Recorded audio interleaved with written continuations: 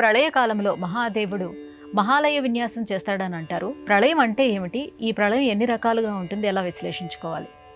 ప్రళయం 3 రకాలైన ప్రళయాలు అని తెలియజేస్తుంది. అది నిత్య ప్రళయము, ఆత్యంతిక ప్రళయము, మహాప్రళయం. మనం రోజంతా పనిచేసి రాత్రికి విశ్రమిస్తాం. అప్పుడు నిద్ర పట్టకపోతే అది అనారోగ్యానికి చిహ్నం. నిద్రలో ఇంద్రియాలన్నీ మనస్సు ఆత్మలో విలీనమై నీకు ఒక అలౌకికమైన ఆనందం కలుగుతుంది. అలాంటి అద్భుతమైన ఆనందాన్ని నీకు అందించింది నీ నిద్ర. తమోగుణం ద్వారా నీవు అలాంటి స్థితికి వెళ్ళి అద్భుతమైన ఆనందాన్ని అందుకోగలిగావు.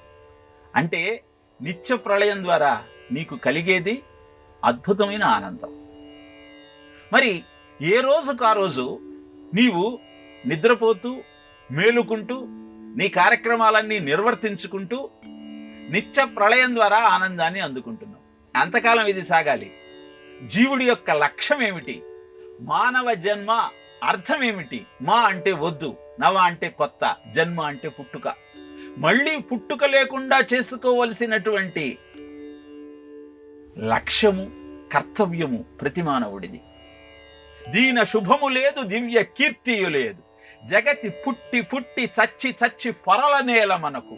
పుట్టని చావని త్రోవ వెదగుకొనుట దొడ్డబుద్ధి అంటాడు. అందుకే ప్రహ్లాదుడు. పుడుతూ చస్తూ ఎంతకాలం ఇక్కడ ఉంటావు?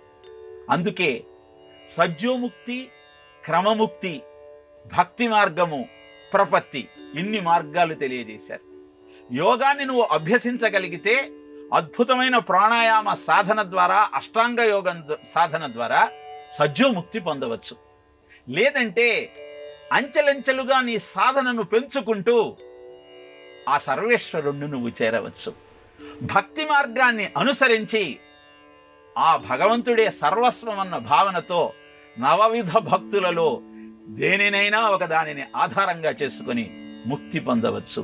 లేదా ప్రపత్తి ద్వారా ఆ స్వామిని చేరుకోవచ్చు.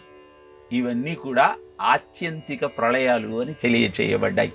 అంటే జీవుడు సాధన ద్వారా పరమాత్ముణ్ణి చేరుకోవటం ఆత్యంతిక ప్రళయం.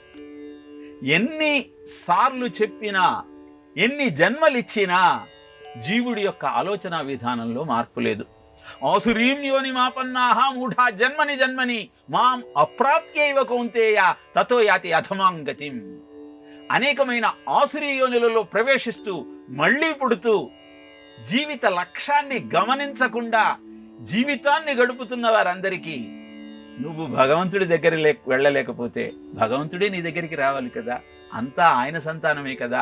మమైవాంశో జీవలోకే జీవభూత సనాతన మనశ్రేష్టానింద్రియాణి ప్రకృతి స్థాని కర్షతి అని భగవద్గీతలో స్వామి చెప్పి ఉన్నాడు కదా. ఆయన అంశలైనటువంటి జీవులంతా మళ్ళీ ఆయన దగ్గరకు వచ్చే ప్రయత్నం చెయ్యకపోతే ఆయనే మహాప్రళయం ద్వారా వాళ్ళందరినీ తనలో కలుపుకుంటాడు. ఇదే మహాప్రళయం అని చెప్పబడుతుంది. కాబట్టి లయకారకుడైన శివుడు అద్భుతమైన శుభాలను నీకు అందించే దైవం. ఆయనను అర్చిస్తూ నిత్య ప్రళయాన్ని ఆత్యంతిక ప్రళయంగా మార్చుకుంటూ ఆయనను చేరుకునే ప్రయత్నం చేయమని చెప్పటమే ఈ 3 ప్రళయాల యొక్క ప్రస్తావన చేయటం. తెలుసుకుందాం. అద్భుతమైన శివభక్తితో జీవితాన్ని సుసంపన్నం చేసుకునే ప్రయత్నం చేద్దాం.